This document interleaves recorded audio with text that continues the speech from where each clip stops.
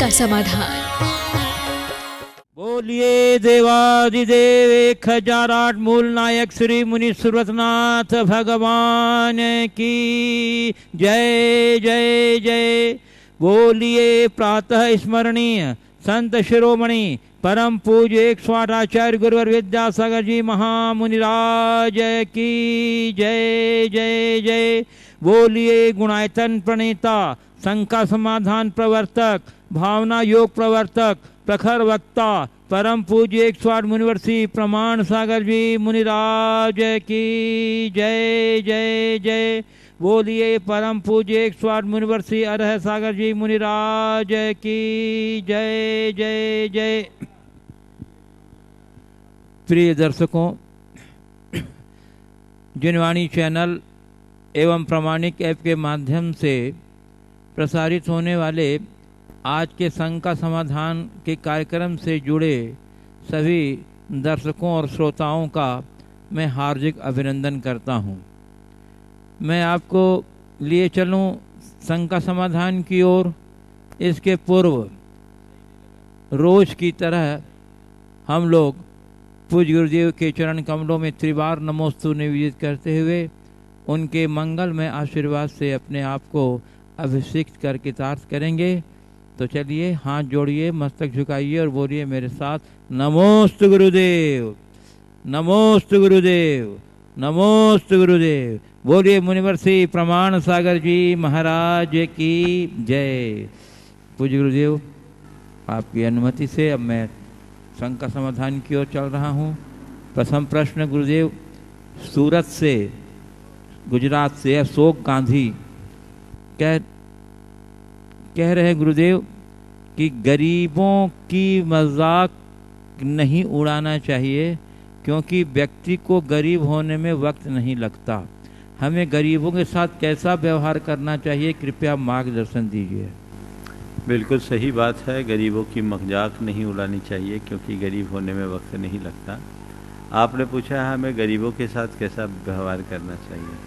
हमेशा गरीबों के विषय में ये सोचना चाहिए कि वो हमारे समकक्ष बने, वो भी अमीर बने, वो आगे बढ़े, वह भी उन सब चीज़ों का, संसाधनों का लाभ ले सके जिनकी उन्हें आवश्यकता है।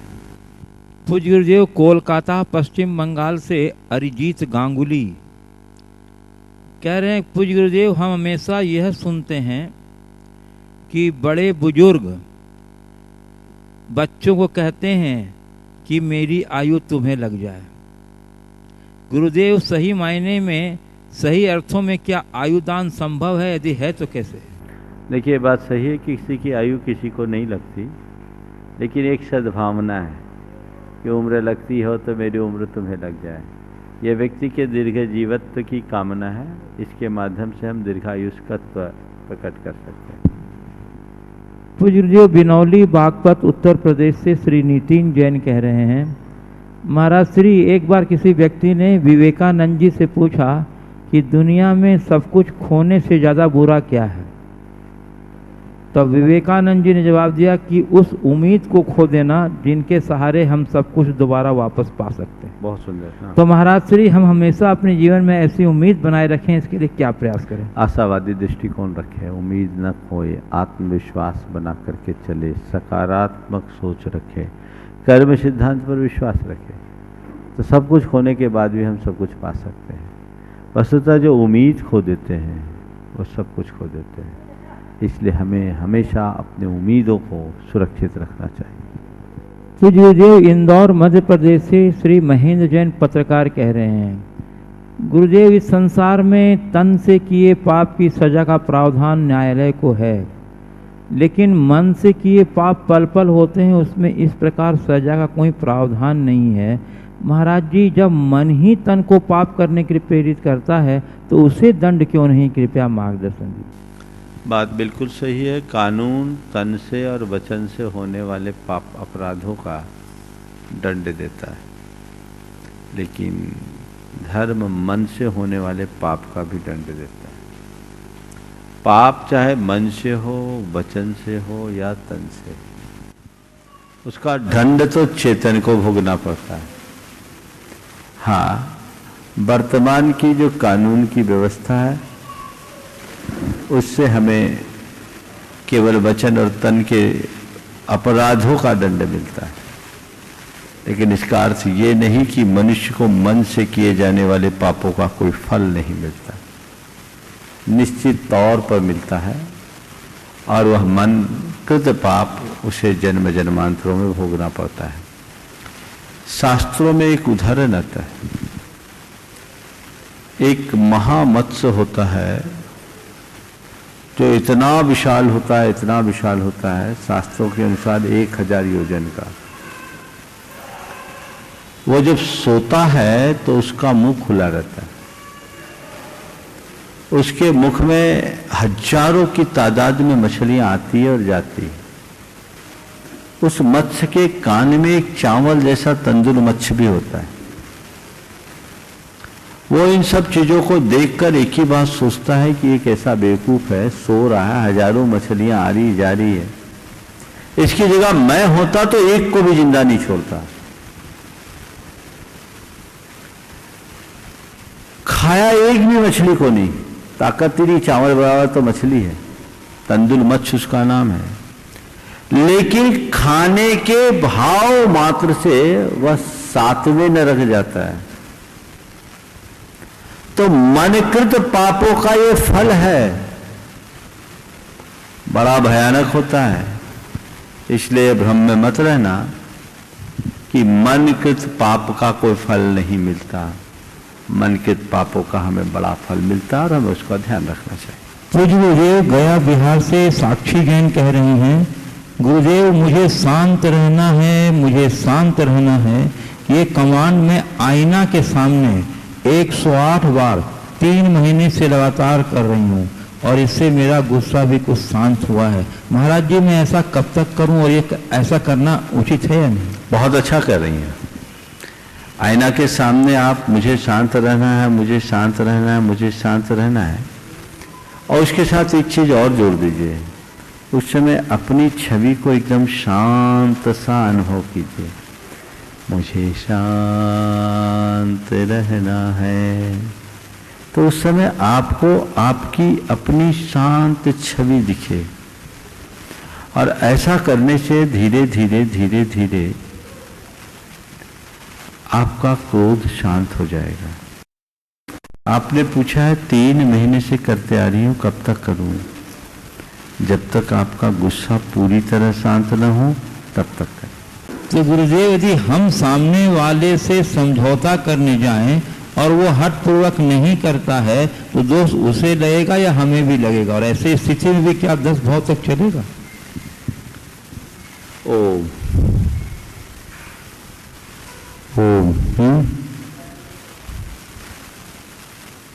क्या प्रॉब्लम है? यहां से वहां से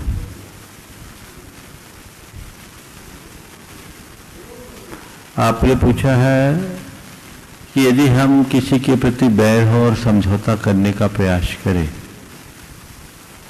और उसके बाद वो समझौता को राजी न हो, तो इसका दोष हमें लगेगा या उसे लगेगा? देखिए, पहली कोशिश तो किसी से बैर बंधे न, और यदि कदाचित बैर हो गया तो उस बैर को जितनी जल्दी संभव हो खत्म करने की कोशिश करनी चाहिए। समझौते का प्रयास जरूर करना चाहिए। ऐसा हो सकता है कि आप किसी से समझौता करना चाहें भी तो सामने वाला समझौता करने को राजी न हो, तो भी आप अपना प्रयास जारी रखिए। इससे क्या फायदा होगा? आपका मन तो कुछ शांत होगा, अपने मन से उसके प्रति जो वैर है उसे निकालिए और नित्य भावना भाइये कि उसके मन का वैर समाप्त हो, उसका मन साफ हो, मैं उससे क्षमा मांगता हूं, वो मुझे क्षमा करे। ये निरंतर भावना अगर लंबे समय तक आप हृदय से भाओगे तो हो सकता है उसका भी मन बदल जाए और बैर की संतति यहाँ की यहीं छूट जाए। तो जो रतलाम मध्य प्रदेश से सुश्री प्राची जैन कह रही हैं, गुरुदेव जैसे आर्यकाओं के हाथ में अंगूठी नहीं होती और मुनियों के तन पर लंगोटी नहीं होती, वैसे ही जिनेंद्र की वाणी कभी झूठी नहीं होती। माँ जिनवाणी दुखहारिणी पाप निवारिणी है। जिनवाणी में जो भी जैसे भी वर्णित तत्व हैं वह त्रैकालिक सत्य हैं, क्योंकि वह जिनेंद्र की वाणी है। तो महाराज जी, ऐसी जिनवाणी के पठन पाठन से हमारा चपल मन कैसे लगाएं लगन कि हम मोक्ष प्राप्ति के छपक श्रेणी में आगे बढ़ सकें। जो सागर से श्री पीयूष जैन कह रहे हैं, अपने घर के बुजुर्गों की आंख कभी भीगने मत देना, क्योंकि जिस घर की छत से पानी टपकता है उस घर की दीवारें भी कमजोर हो जाती हैं। तो महाराज जी, हम ऐसा क्या करें कि घर के बड़े बुजुर्गों को खुश रख सकें?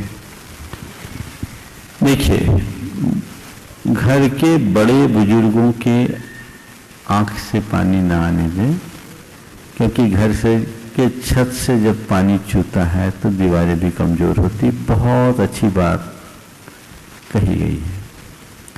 आपने पूछा है कि ऐसा हम क्या करें कि बुजुर्गों की आंखें न भीगने दें, तो मैं तो यही कहूँगा, माँ बाप की आंखें 2 ही बार गीली होती है।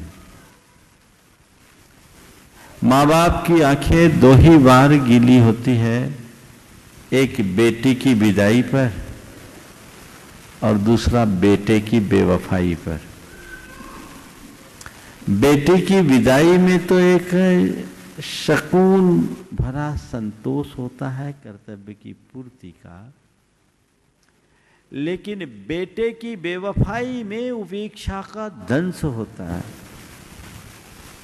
इसलिए अगर चाहते हो कि माँ बाप की आंखें तुम्हारे प्रति सदैव प्रसन्नता से भरी रहे, तो जीवन में भूल कर कभी उनसे बेवफाई मत करो।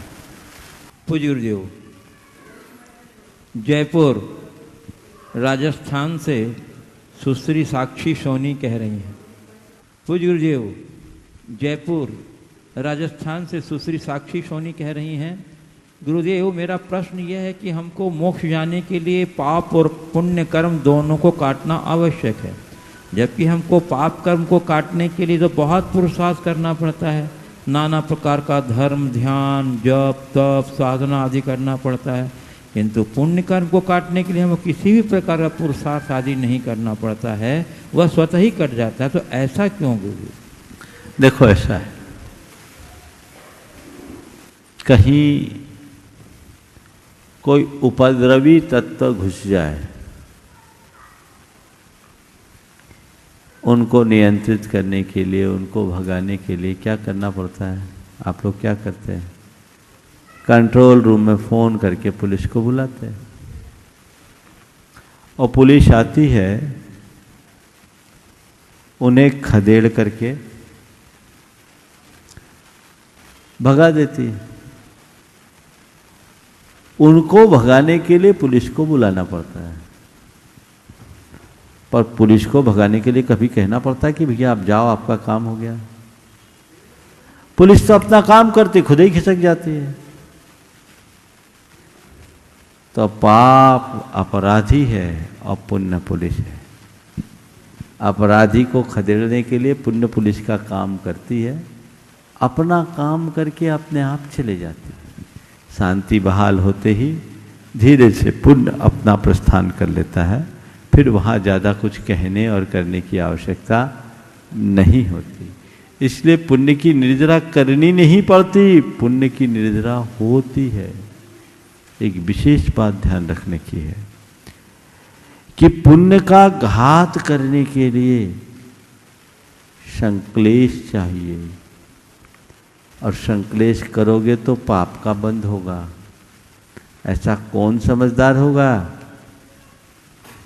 जो पुण्य का घात करने के लिए पाप का बंध करे?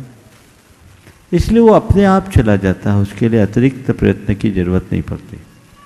पूज्य गुरुदेव, किशनगंज बिहार से रिद्धि जैन कह रही हैं, गुरुदेव जब आपने आचार्य श्री को आहार दिया था और रात्रि भोजन का नियम लेने की बात आई, तो आपने कहा था खाना तो जिंदगी भर और छोड़ना तो जिंदगी भर। इस वाक्य पर श्रद्धा करते हुए आपको याद किया और आचार्य श्री को याद करते हुए मैंने और मेरे भाई ने आजीवन रात्रि में अनाज का त्याग कर दिया, घर वालों से बिना पूछे। गुरुदेव हमें आशीर्वाद दें कि हम दोनों ये नियम जीवन के अंत तक यूं ही निभाते रहें और धीरे धीरे और भी प्रकार के आहार का त्याग कर सकें। गुरुदेव, मेरी जिज्ञासा यह है कि जब हम ऐसे नियम लेते हैं जो जी जैन होने की पहचान है, इस पर भी घर वाले क्यों इतना रोक लगाने का प्रयास करते हैं? क्या जैन होने के लिए भी परमिशन लेना जरूरी है? क्या ये वाक्य का दिमाग में आना भी आउट ऑफ सजेशन कहलाएगा? देखिए, बात ऐसी है, कुछ लोग होते हैं जिनमें बड़ी दुर्बलता होती है। लोग ये तो चाहते हैं कि धर्म करे, पर उतना ही करे जितना है। ये आज की गलत नजरिए का परिणाम है। जो सच्चे अर्थों में धर्म को समझने वाले हैं वे कभी भी ऐसा नहीं कहेंगे। वो कहेंगे कि नहीं, हमारा जो धर्म का कायदा है वो तो हमें पालना ही है, अपनी पहचान हमें खोना नहीं। आज अगर वो आपको रोक रहे हैं तो वो उनकी नादानी का प्रतिफल है। नादानी बस वैसा कर रहे हैं, जब उनको समझ आएगी तो अपने आप कर लेंगे। हमें क्या करना चाहिए? चूंकि आप वयस्क हो, ऐसे लोगों की बातों पर बहस नहीं करना चाहिए। ऐसी बातों को सुनकर विनम्रता से टाल देना चाहिए। ज़्यादा कहे तो उनसे केवल इतना कह दीजिए कि ये मेरा व्यक्तिगत सवाल है, मेरी व्यक्तिगत रुचि है, मुझे जो करना है मुझे करने दीजिए, आपको जो करना है सो आप कीजिए। मैं कोई गलत तो नहीं कर रहा हूँ ना, मैं अपना जो कर रहा हूँ मुझे करना, और अपने रास्ते पर इसी हिसाब से बढ़ते जाइए। तो गुरुदेव, यूएसए कैलिफोर्निया से श्रीमती स्वर्ण प्रभा जैन कह रही हैं, हम भारतीय उच्च शिक्षा एवं तकनीकी ज्ञान के लिए विदेश जाते हैं और कदाचित अपनी सुविधा एवं विकास की संभावनाओं को ध्यान में रखकर हम यदि वहीं बस जाते हैं तो प्रतिभा पलायन कहकर कृतज्ञता की तुला पर क्यों तौलते हैं, जबकि हम वहाँ रहकर अपनी बचत विदेशी मुद्रा के रूप में देश में भेजकर देश की विदेशी मुद्रा भंडार को बढ़ाने में सहयोग देकर एक प्रकार से देश हित का ही काम कर रहे हैं। देखिए, इसमें दो दृष्टियाँ। एक दृष्टि तो यह है कि हम अपने धर्म और संस्कृति का बढ़ावा करना चाहें, और आपने तीसरा पक्ष जोड़ा, विदेशी मुद्रा कोष को बढ़ाने में सहभागी बने। तो बाहर जाकर आप ऐसा कर सकते हैं, मेरी राय में वो गलत नहीं है। बल्कि एक दृष्टि तो ऐसी ही है कि ऐसे लोगों को देश देशांतरों में बसना चाहिए ताकि वहाँ हमारा और हमारे धर्म का, हमारी संस्कृति का, हमारे देश का प्रभाव बढ़े।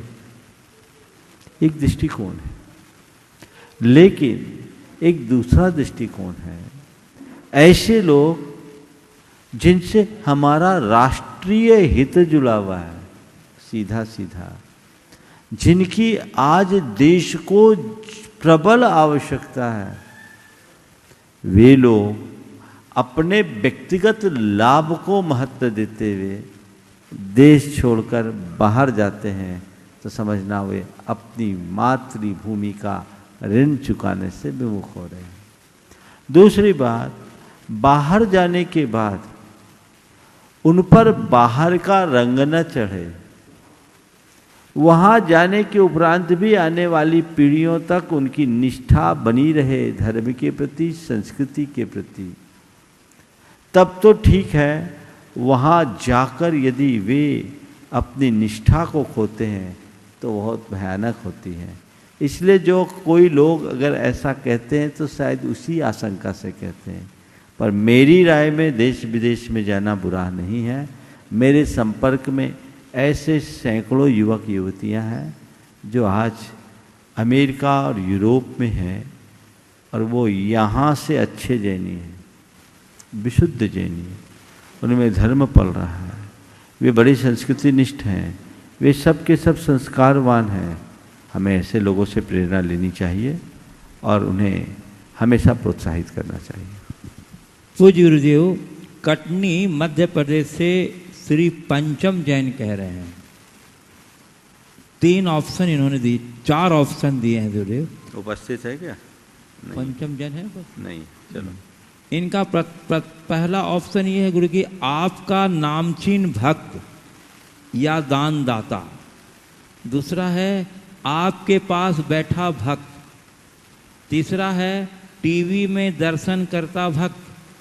और चौथा है आपके सामने दर्शन करता भक्त जिस पर आपकी नज़र नहीं पड़ी।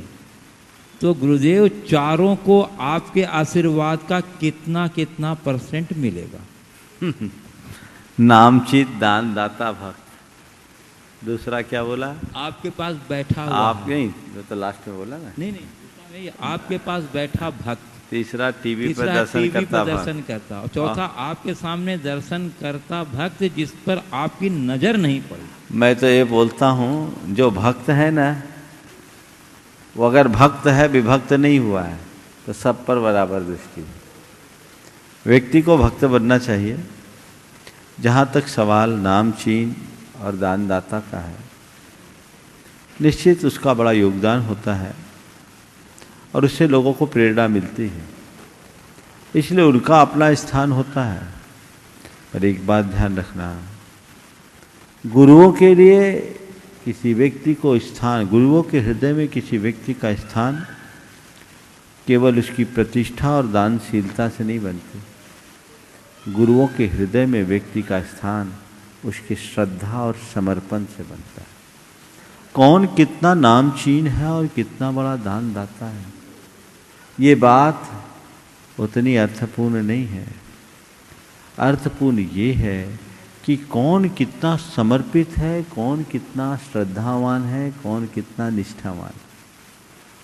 तो वो हमारा प्रत्यक्ष बैठा हुआ भी हो सकता है, प्रत्यक्ष बैठने पर उसके प्रति हमारी दृष्टि न जाए, ऐसा भी हो सकता है। और ऐसा भी हो सकता है जो कभी प्रत्यक्ष आया नहीं, टीवी पर ही बैठ के दर्शन कर रहा है, पर वो एकलव्य की भांति अपनी निष्ठा के बल पर अपने जीवन में आमूलचूल परिवर्तन कर रहा हो। तो जो जितना निष्ठावान है, उसके जीवन में गुरु कृपा उतनी प्रबलता से बरसती है। तो हमें चाहिए हम अपनी निष्ठा को गहरी बनाएं, मजबूत बनाएं। गुरुदेव, गुना मध्य प्रदेश से सविता जैन, सहायक जिला लोक अभियोजन अधिकारी गुना मध्य प्रदेश, कह रहे हैं गुरुदेव कि प्रशासनिक कार्य के दौरान अनेक प्रकार के तनाव अनायास आते हैं। कई बार कार्य की अधिकता, कई बार अनेक प्रकार की झंझटों का सामना करना पड़ता है। तनाव से अशांति आती है और मन में बातें चलती रहती है।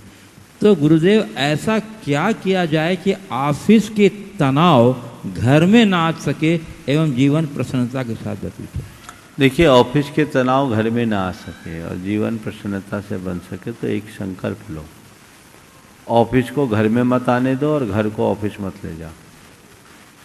आप अपना जो भी काम करें कर्तव्य मान करके करें, दायित्व मान करके करें। जो हमारी जिम्मेदारी है उसका निर्वहन मुझे करना है और दृढ़ता से अपने लिए प्राप्त जिम्मेदारी का निर्वाह करते जाए। ऑफिस से बाहर आए, अब जो होगा अगले दिन होगा। जब मैं फिर कुर्सी पर बैठूं तब उसके विषय में विचार करूं। अपने मन में इस तरह की भावना जगा लीजिए, कर का कोड डाल दीजिए, जब तक मैं दफ्तर में हूँ मेरा सार्वजनिक जीवन है, जब मैं घर में आ गया तो वो मेरा पर्सनल लाइफ है, मेरी फैमिली लाइफ है, मुझे उसे महत्व देना और उसको देख करके चलना। यदि ऐसी दृष्टि बनती है तो जीवन में एक अलग प्रकार का संतुलन प्रकट होता है। और इस प्रकार की दृष्टि हम अपने भीतर विकसित नहीं कर पाए तो सब कुछ असंतुलित होगा। तो आपको चाहिए ऑफिस से आने के बाद मन में बात आ भी जाए तो बाद में देखेंगे, चीज़ों को अपने ऊपर हावी मत होने दें। कर्तव्य भाव से काम करने वालों को कभी ऐसा नहीं होता। गलत काम हमें कभी करना नहीं, गलत का कभी समर्थन करना नहीं, अच्छे कार्य और सही कार्यों में कभी पीछे रहना नहीं। यदि आप इन नीतियों को अपना करके चलेंगे तो दिमाग में किसी भी प्रकार की शंका और चिंता को स्थान नहीं होगा। पूज्य गुरुदेव, गुना से ही मध्य प्रदेश से मोहित कुमार जैन, तहसीलदार एवं कार्यपालिका मजिस्ट्रेट निवासी रीठी जिला कटनी, कह रहे हैं संयोग एवं सुख का समय व्यतीत हो जाता है किंतु अब पता ही नहीं चलता।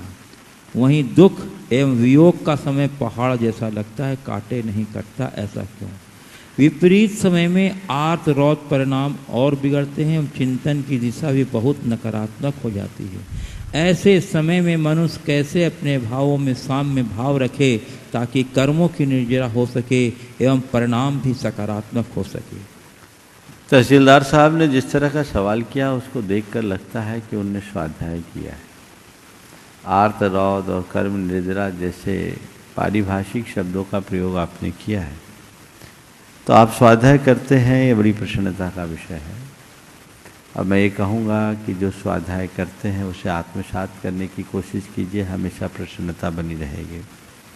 सुख और संयोग हमें बड़े अनुकूल रखते हैं और उसमें बीतने वाला समय कब बीत जाता है पता नहीं लगता, लेकिन दुख और वियोग के क्षण बड़े भारी पड़ते हैं, बहुत लंबे लगते हैं। आपने लिखा है पहाड़ जैसा लगता है। क्यों? केवल इसलिए कि सुख और संयोग को हम स्वीकार करते हैं, दुख और वियोग को हमारा मन स्वीकारने को राजी नहीं होता। एक काम कर लीजिए, जैसे सुख को स्वीकार किया वैसे ही दुख को भी स्वीकार करना शुरू कर दो। जिस दिन आप दुख को स्वीकार करना शुरू कर दोगे, आपके लिए दुख भी हल्का होने लगेगा। दुख हो, वियोग हो, कर्म का परिणाम मानकर इसे जीवन में उपलब्ध एक संयोग माने और ये सोचे कि ये बदलने वाली चीज़ें हैं, सब बदलेगी। अगर इतनी सी दृष्टि आपके मन मस्तिष्क में प्रकट हो जाए तो कैसा भी दुख होगा टल जाएगा। और इसके लिए अपनी सोच को सकारात्मक बनाएं, कर्म सिद्धांत पर विचार करें। महापुरुषों के जीवन चरित्र को पलट करके देखें, जिनने अपने जीवन में आए बड़े बड़े संकटों को कितनी दृढ़ता और सहजता पूर्वक झेला। अगर देखा जाए तो हमारे जीवन में तो बहुत कम संकट है। महापुरुषों के जीवन को देखो, भगवान ऋषभदेव को देखो, श्री राम को देखो, भगवान महावीर को देखो, श्री कृष्ण को देखो, इनके जीवन में कितने बड़े बड़े संकट आए। सतियों में अंजना को देखो, कितनी बड़ी चुनौती उसके जीवन में आई, लेकिन वो विचलित नहीं हुई। उसे पति का वियोग भी सहना पड़ा और विपत्ति भी सहनी पड़ी। कितना बड़ा दुख था, लेकिन उनने उस दुख को बहुत सहजता से सहा। यदि ऐसी दृष्टि हमारे अंतर मन में जग जाए तो कोई वियोग हमें विचलित नहीं करेगा, कोई दुख या विपत्ति हमें विचलित नहीं करेगी। कर्म सिद्धांत पर विश्वास और भरोसा रखना बहुत ज़्यादा आवश्यक है। पूज्य गुरुदेव, बीना मध्य प्रदेश से प्रोफेसर डॉक्टर अजित कुमार जैन कह रहे हैं, गुरुदेव संसार में नेतृत्व लीडरशिप का बहुत अधिक महत्व है। चाहे परिवार हो, देश हो, चाहे कोई भी संस्था हो, जैसा नेतृत्व यानी लीडरशिप होगी, देश विकास की दशा, देश की विकास की दशा भी वैसी ही होगी। महाराज श्री, एक लीडरशिप में क्या क्या गुण और लक्षणों का होना आवश्यक है, कृपया समझें। देखिए, लीडरशिप यानी नायक। गुरुदेव ने 2 पंक्तियों में बहुत अच्छी समीक्षा की। लायक बन, नायक नहीं। लायक बन, नायक नहीं। करना हो कुछ काम, शब्दों को देखिएगा। लायक बन, नायक नहीं। करना हो कुछ काम। गायक बन, गायक नहीं। पाना हो शिवधाम। लीडरशिप की बात। आजकल लोग नेता बनना चाहते हैं, लेकिन अपने भीतर की जैसी योग्यता है वैसा नहीं लग पाता। एक अच्छे नेता के 4 विशेष गुण मैं आपको बताऊं। सबसे पहली बात, वो आत्मविश्वासी हो। दूसरी बात, सकारात्मक सोचता हो। तीसरी बात, टीम भावना लेकर के चलता हो। और चौथी बात, औरों को क्रेडिट देने में कुशल हो, औरों को श्रेय दे। क्रेडिट उसे मिल रही है पर वो अपना सारा श्रेय नीचे वालों को देने लगे। तो आत्मविश्वास रखे, सकारात्मक सोचे, टीम भावना बना के रखे। और कुछ भी हुआ है तो पूरा अपने ऊपर क्रेडिट न ले, क्रेडिट उसे मिले पर वो कहे ये तो मेरे पीछे के लोगों का है, मेरी पूरी ताकत तो मेरे पीछे है, मेरा चेहरा मेरे सामने है, आप सबके सामने है, पर ताकत मेरी पीछे है जो आप देख नहीं पा रहे हैं। यदि ये ताकत मेरे कार्यकर्ताओं की, मेरी टीम की ना हो तो मैं कुछ न कर पाऊँ। अगर ऐसा बोले तो पीछे वालों को भी बड़ा अच्छा लगता है। तो ये बातें जीवन में अपनाने की आवश्यकता है। ऐसा अपनाएंगे तो निश्चित एक अच्छे नेता के रूप में, एक अच्छे नायक के रूप में हम अपनी छवि बना पाएंगे। पूज्य गुरुदेव, चिरमिरी छत्तीसगढ़ से आन्या जैन कह रही हैं कि अहंकारी व्यक्ति के साथ किस तरह का व्यवहार करना चाहिए? अहंकारी व्यक्ति के साथ किस तरह का व्यवहार करना चाहिए? मैं तो कहता हूँ जो अहंकारी है उनके सामने हमें सुरक्षित दूरी बना करके चलना चाहिए। न तो उनके अहंग को चुनौती देना चाहिए और न ही उनके अहंग को पुष्ट करना चाहिए। अहम को चुनौती देना भी उसको छेड़ना है और अहम को पुष्ट करना भी एक प्रकार की चाटुकारिता है। काम से काम, मतलब से मतलब, सुरक्षित दूरी बना करके चलें, उनसे ज़्यादा उलझने का कोई प्रयास न करें। बंधुओं, अंतर्राष्ट्रीय योग दिवस के पावन अवसर पर गुरुदेव के आशीर्वाद से पूरे देश में 21 दिवसीय ऑनलाइन भावना योग प्रशिक्षण का कार्यक्रम प्रारंभ हुआ, जिसमें 1500 से अधिक प्रतिभागियों ने भाग लिया और प्रशिक्षकों ने बहुत ही वैज्ञानिक ढंग से और बहुत आकर्षक ढंग से लोगों को ऑनलाइन शिक्षा प्रदान की, जिससे पूरे देश के प्रशिक्षित जो प्रतिभागी हैं बड़े प्रभावित हैं। गुरुदेव इस में जो मुख्य प्रशिक्षक के रूप में और संचालक के रूप में जिन्होंने अपना भाग दिया, उसमें डॉक्टर SK पाटोदी अजमेर राजस्थान, राजेश पूनम जैन पुणे महाराष्ट्र, मुकेश कीर्ति जैन दिल्ली हमारे गुणायतन ट्रस्टी हैं, डॉक्टर सरोज कोठारी इंदौर और श्री जितेश जैन, नमन दोषी। इन लोगों ने अपना और उसके साथ सहर्ष हिना चरोड़िया मुंबई, चरोड़िया यहाँ लिखा चरोड़िया, और प्रवीण जैन पुणे, श्रीमती खुशबू जैन नई दिल्ली, निशांत जैन मुंबई मलाड, श्रीमती वैशाली पाटनी से रामपुर महाराष्ट्र, समीक्षा जैन बेंगलोर, आरती जैन दिल्ली, प्रमाणिक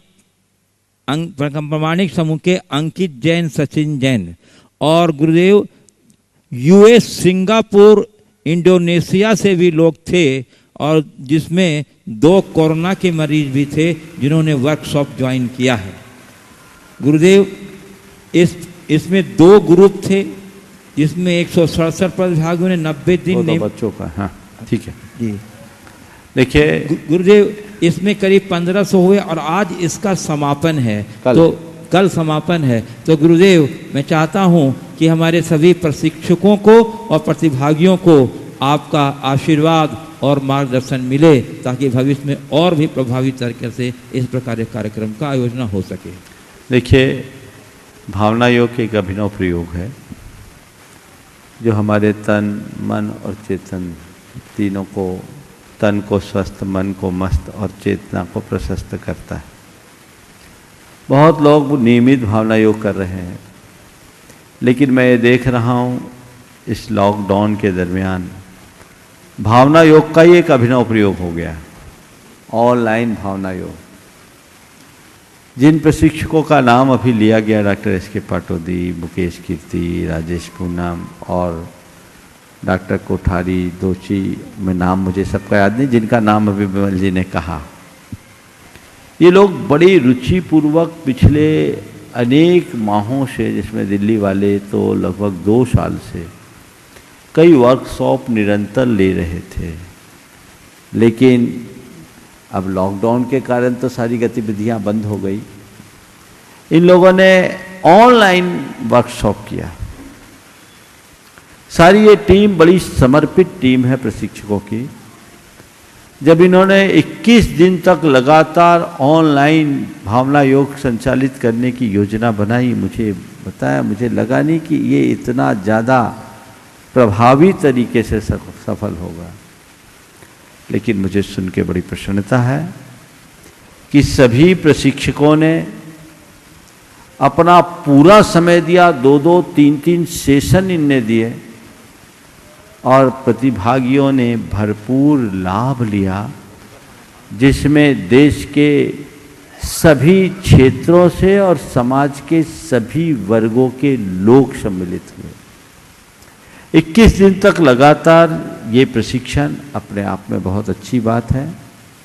इस संदर्भ में मैं सभी को आशीर्वाद देता हूं और सभी प्रशिक्षकों को मैं कहूंगा कि ये इसी तरह इस अभियान को गति दे, भावना योग को जन जन के साथ जोड़ने का प्रयास करें और लोगों को भी प्रशिक्षक के रूप में तैयार करें। ये 21 दिन का एक कार्यक्रम हो गया, इसे यहीं विराम न दें।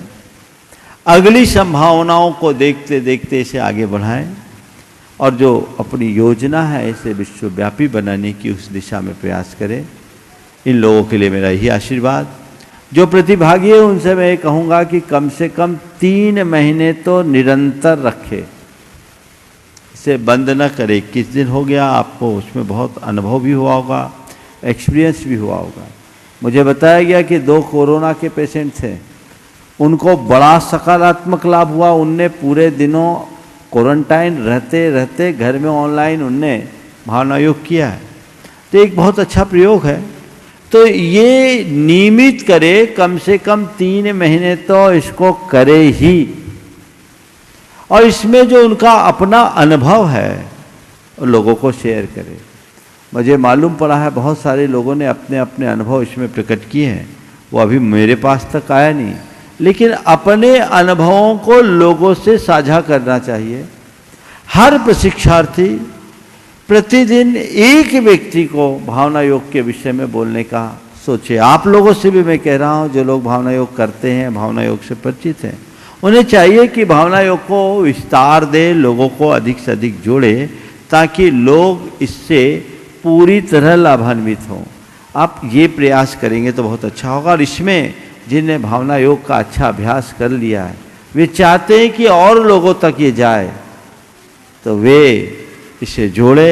प्रशिक्षक बनने के लिए भी आगे आए, जिन्होंने प्रशिक्षण दिया उनसे संपर्क करके इस कार्य को आगे बढ़ाएं। मुझे बड़ी प्रसन्नता है कि कल बच्चों का एक भावना योग का सेशन कराया गया और मुझे अभी मालूम पड़ा कि उसमें कटनी पाठशाला के 10 बच्चे थे ऑनलाइन। ये बहुत अच्छी बात है। और लगभग 167 बच्चे, ये बच्चों के लिए एकदम आनंद फानन की तैयारी में 1 दिन का प्रशिक्षण था। 1 दिन का ही था ना, 2 दिन और बढ़ा दिया, तो ये 3 दिन का प्रशिक्षण है। जो लोग समय दे रहे हैं बहुत अच्छा है। सभी को हमारा आशीर्वाद। प्रमाणिक समूह के बीच में बड़ी भूमिका रही भावना योग से। हाँ, तो भावना योग से सब जुड़ रहे हैं, हमें जोड़ना है। इसे जैनों तक सीमित न करें, हमें इन्हें जन जन तक पहुंचाना है। और अभी के समय में तो इसकी महती आवश्यकता है। समय समय पर यहाँ से भी लाइव कार्यक्रम में भावना योग होता रहेगा, आप लोग लाभ लेते रहें। लेकिन जो प्रक्रिया है, जितने प्रशिक्षक गण हैं वे बहुत अच्छे से इसे करा रहे हैं। और भी जो लोग प्रशिक्षक बनना चाहते हैं वे संपर्क करें, और जो नियमित भावना योग का प्रयोग करते आ रहे हैं वे अपने अनुभवों से लोगों को लाभान्वित करें। पूरी टीम के लिए मेरा यही आशीर्वाद है। पूज्य गुरुदेव, भागलपुर बिहार से प्रोफेसर डॉक्टर वासुदेव पाठक कह रहे हैं, गुरुजी, मैं आपका संघ का समाधान एवं प्रवचन का नियमित श्रोता हूँ। कभी कभी भावना योग भी कर लेता हूँ। गुरुदेव, मेरी जिज्ञासा है कि कुछ लोग भावना योग को अपने शारीरिक एवं पारिवारिक समस्याओं के समाधान से जोड़कर लाभ लेना चाहते हैं। यह कहाँ तक उचित है? मेरी अवधारणा है कि भावना योग का संबंध मुख्यतः मन से एवं चैतन्य परिणामों से है। जब मन एवं चेतना परिष्कृत हो जाते हैं तो शेष समस्याओं का समाधान तो स्वतः हो जाएगा, क्योंकि वे समस्याएं विकृत मन एवं चेतना का ही साइड इफेक्ट है। कृपया समाधान करें। देखिए, जब लोग समस्या से घिरे होते हैं तो जो समस्या सबसे गहरी होती है सबसे पहले उसका ही निदान करते हैं, और प्रायः जब तक लोग बीमार नहीं पड़ते तब तक डॉक्टर के यहाँ जाने की कोशिश नहीं करते। तो ये एक सामाजिक व्यवस्थाएं बन गई है, बीमारी होती है तो डॉक्टर के पास जाते हैं। लेकिन ये बात सही है कि भावना योग का मूल उद्देश्य मन का निर्मलीकरण है, चेतना का विशुद्धिकरण। हम मन को निर्मल बनाए, चेतना को शुद्ध बनाए, ये प्रयास हमको करना चाहिए। लेकिन ये बात सही है कि हमारी सोच बदले, हमारी चिंतन धारा बदले तो हमारी जो नकारात्मकताएं हैं वो दूर होगी, हमारी समस्याओं का हमें समाधान मिलेगा और हम इन सब से मुक्त होंगे। जहाँ तक शारीरिक बीमारियों का सवाल है, ये बात जाहिर हो चुकी है कि हमारी भावनाओं का हमारी अंतःस्रावी ग्रंथियों में बड़ा गहरा संबंध होता है। हमारे नर्वस सिस्टम पर उसका प्रभाव पड़ता है, हमारे शरीर के न्यूरोट्रांसमिशंस उससे परिवर्तित होते हैं। इस विषय में अनेक बार मैंने प्रकाश डाला है। तो इसका प्रभाव तो पड़ता है, इसे कोई नकार नहीं सकता। अनेक लोग अपने अनुभव यहाँ बताएं, तो इसे मेडिकल एड के साथ प्रयोग में लिया जा सकता है। मनोकायिक समस्याएं तो इससे पल में दूर होती है। तो यदि अन्य दृष्टि से इसका प्रयोग करते तो कोई बुराई नहीं है, लेकिन विधिपूर्वक करें तभी इसका दूरगामी परिणाम मिलेगा और लोगों को मिल रहा है। हमें अपनी चिकित्सा की दृष्टि से भी इसे करने में कोई हानि नहीं है, पर केवल चिकित्सा के लिए न करें या केवल तन की चिकित्सा के लिए न करें, मन और चेतना की भी चिकित्सा इसके साथ साथ करें तो इसके बेहतर परिणाम आएंगे। पूज्य गुरुदेव, अजमेर राजस्थान से श्री प्रकाश चंद जी पाटनी कह रहे हैं, गुरुदेव, मेरे एक अजैन मित्र की जिज्ञासा आज के प्रवचन से है। उनकी जिज्ञासा है, गुरुदेव, भारतीय संस्कृति में ईर्ष्या से वशीभूत होकर षड्यंत्र रचे गए जिससे विनाश हुआ। ऐसे कई उदाहरण मिलते हैं, रामायण व महाभारत जैसे ग्रंथ उदाहरण हैं। तो कह रहे हैं, गुरुदेव, एक इंसान जब दूसरे इंसान के षड्यंत्र का शिकार होता है, बहुत दुखी होता है और षड्यंत्र रचने वाला व्यक्ति अपनी जीत मान लेता है। ये कैसी प्रवृत्ति है इंसान की? दूसरी बात कह रहे हैं, गुरुदेव, जब एक धर्मात्मा दूसरे धर्मात्मा या साधु के प्रभाव से ईर्ष्या रखकर षड्यंत्र रचता है, परिणाम स्वरूप पूरा संप्रदाय व्यथित होता है। गुरुदेव, मेरी जिज्ञासा है, क्या धर्मात्माओं तथा कथित के लिए यह कार्य शोभनीय है? षड्यंत्र में उनके अलावा दूसरे लोग भी होते हैं। तो मेरी शंका यह है, गुरुदेव, कि ईर्ष्या के वश में रचे गए षड्यंत्र का असली अपराधी कौन? जिसके निर्देशन में योजना बनाई गई वह, या जिनके कारण षड्यंत्र सफल हुआ वह? देखिए, एक पंक्ति में मैं जवाब दूंगा। ईर्ष्या की अग्नि में जो भी हाथ डालेगा वो जलेगा, चाहे वो कोई हो। अगर साधु भी ईर्ष्या जैसी दुर्बलता का शिकार है तो वो भी उसका भागी तो बनेगा ही। सच्चे अर्थों में साधु वही है जिसका मन निर्मल हो। आप लोग बोलते हो मुनि मन सम उज्ज्वल नीर, पानी की तरह मन होना चाहिए। अगर इस तरह के क्षुद्र विकार साधु के मन में आ जाए तो फिर आम आदमी की कल्पना ही क्या है। सच्चे साधु के हृदय में कभी ईर्ष्या भाव पनपता नहीं, क्योंकि वो बड़ा सरल चित्त होता है। उसकी अपनी कोई प्रेस्टीज की बात नहीं होती, उसके अंदर अहंकार नहीं होता, वो सबको साथ लेकर के चलता है। इसलिए इस तरह की क्षुद्र वृत्ति तो साधु के पास आएगी नहीं।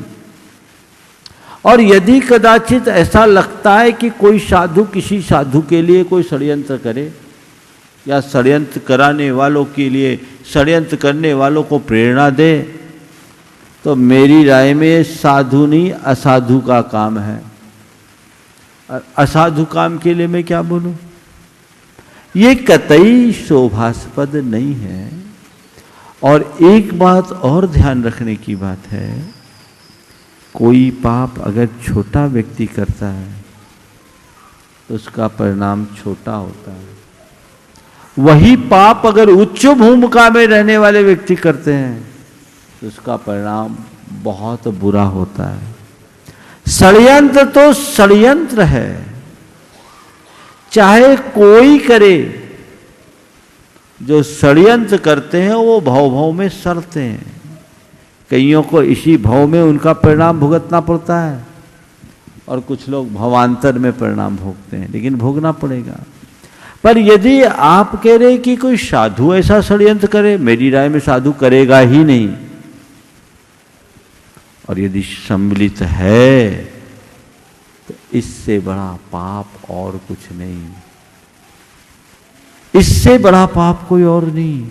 हम ऊपर से साधु बने, भीतर मेरी साधुता तभी प्रकट होगी जब मैं इन सब चीजों से अपने आप को मुक्त करूंगा। इनकी गंध भी नहीं होनी चाहिए। आपने पूछा है इसमें पाप का भागी कौन, निर्देशन देने वाला या षड्यंत्र का हिस्सा बनने वाला। तो भैया सबसे पहले तो जो उसका निर्देशन देने वाला है वो उसका भागीदार है। कानून भी यही कहता है किसी केस में मास्टर माइंड कौन है, इसका मूल कर्ता कौन है। धर्म क्षेत्र में भी जो मूलतः ऐसे कार्यों में सहभागी बनता है, प्रेरणा देता है, वही होता है। मैं उपस्थित जिज्ञासु से श्री रोहित जैन उदयपुर को आमंत्रित कर रहा हूं और उसके बाद तैयार रहेंगे श्री विजय कुमार विश्व कटनी। नमोस्तु महाराज जी, नमोस्तु नमोस्तु। महाराज जी, मेरा प्रश्न है कि आजकल स्कूलों में अब 5 साल के बच्चों को भी गुड टच और बैड टच के बारे में बताया जाता है। 5 साल के बच्चों को आजकल स्कूल में गुड टच और बैड टच की शिक्षा दी जा रही, शारीरिक शिक्षा के बारे में। तो 5 साल की उम्र से बच्चों को देने लग जाते हैं और कई बार मन में आता है कि देना भी चाहिए, पर लगता है कि ये उम्र सही नहीं है। और कई बार बच्चों की भी बहुत सारी जिज्ञासाएं होती है, पर लगता है कि ये समय अभी नहीं है, बाद में बताएं। पर ये समझ में नहीं आता है कि कौन सा समय सही है, कि कैसे जज करें कि बच्चों को जो बात हमें बतानी है उसके लिए सही समय क्या है। देखिए, आजकल की जिस तरह की घटनाएं प्रकाश में आ रही, बच्चों के साथ अनैतिक व्यवहार करने की प्रवृत्तियां बढ़ रही, अबोध अवस्थाओं में जो इन्हें निरंतर बढ़ावा मिल रहा है, मेरी दृष्टि से बच्चों में ये बोध होना चाहिए, ताकि बच्चों को ये समझ में आए कि मेरे लिए क्या करने लायक है और क्या करने लायक नहीं। क्योंकि बहुत सारी घटनाएं ऐसी प्रकाश में आई हैं कि बच्चों का शारीरिक शोषण किया गया और उसमें उनके रिलेटिव्स ने ही किया है। वो इस कारण से क्योंकि वो अबोध है, उन्हें गुड और बैड टच का पता नहीं। तो एक सीमा तक ऐसी बातें बताने में हानि नहीं। श्री विजय कुमार जी विश्व कटनी, जिनके मधुर भजनों से हम लोग यहाँ प्रतिदिन आनंदित रहते हैं। श्री विजय कुमार जी विश्व कटनी। पूज्य गुरुदेव नमोस्तु। गुरुदेव, मैंने आचार्य श्री से तीसरी प्रतिमा का व्रत लिया। तीसरी प्रतिमा में कहते हैं 3 टाइम समाहिक करना। 3 टाइम समाहिक तो करना है, मगर किस किस समय पे करना है इसका उल्लेख कहीं समझ में नहीं आता है। तो कभी 1 बजे हो जाती है, कभी 12 बजे हो जाती है। इसका सही समय क्या है? देखिए, आप लोगों को तो संधि काल में सामायिक करना चाहिए। तीनों संधि काल में सामायिक करें। और कई बार कुछ ऐसी व्यस्तताओं के कारण पूजा पाठ विधान या चौके आदि के कारण होता है, तो आचार्य महाराज कहते हैं थोड़ा बहुत आगे पीछे हो जाए, लेकिन कोशिश करना चाहिए कि वो सारा कार्यक्रम समयबद्ध ही हो। समयबद्ध होने से शिथिलता नहीं होती, और समयबद्ध नहीं होने से अब कर लेंगे बातें चीते होते होते रात के 10 बज गई, अब थक गए तो ऊँघेंगे कि सामायिक हो गया।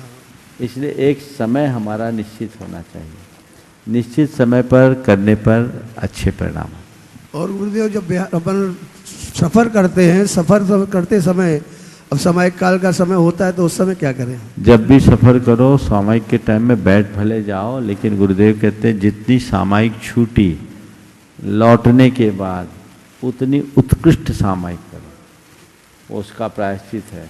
आप 2 दिन का सफ़र किए, 6 सामायिक आपकी ट्रेन में हुई, तो अब घर आने के बाद 6 उत्कृष्ट सामायिक यानी 2 घंटे 24 मिनट की एक सामायिक, इतनी सामायिक आपको 6 बार करनी, ये उसका प्रायश्चित है। तो ये भावना योग भी क्या इसी में हम ये सामायिक है? भावना योग विशुद्ध सामायिक, मतलब जैसे समय का बिल्कुल ये सामायिक ही है, ऐसा मानना चाहिए। 48 मिनट पूरा कर लीजिए, सामायिक है। इस प्रकार आज के सत्य को परम पूज्य गुरुदेव के चरणों में नमन अर्पित करते हुए यहीं पर विराम। 1 मिनट। आज जैसे अभी बताया गया, कुंडलपुर को लॉकडाउन कर दिया गया है, और कुंडलपुर के विषय में बताया गया कि लॉकडाउन क्यों हो गया। बहुत सारे लोग बोल रहे हैं, मैंने पता किया तो वहाँ बहुत सारे लोगों का आवागमन बढ़ गया।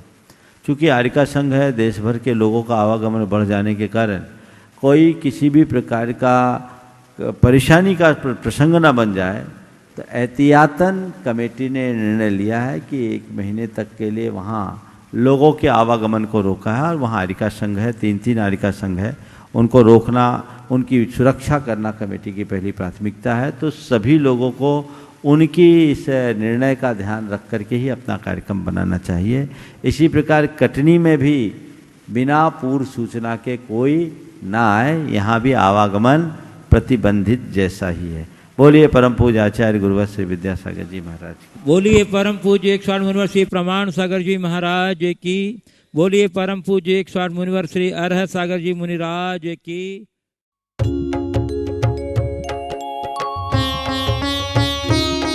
शक का समाधान।